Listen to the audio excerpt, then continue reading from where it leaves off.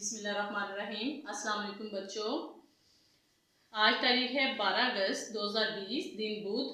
आज हम जायज़ा करेंगे। आज आपने जायज़ा करना है सबक सच्चा सुल्तान, कुल नंबर 10।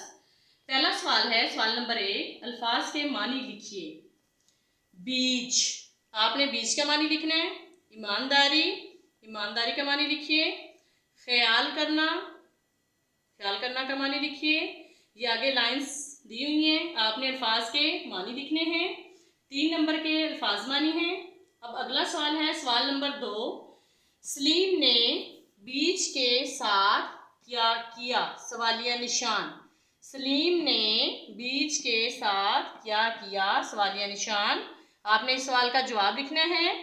सवाल नंबर 3 है, सुल्तान सलीम की किस आदत पर खुश हुआ? सवालिया निशान। अब आपने इस सवाल का जवाब लिखना है। सवाल नंबर 4, खुलासा लिखिए। खुलासा 3 नंबर का है, आपने कुछ खत लिखना है। सबक सच्चा सुल्तान का आपने खुलासा लिखना है। अल्लाह हाफिज बच्चों।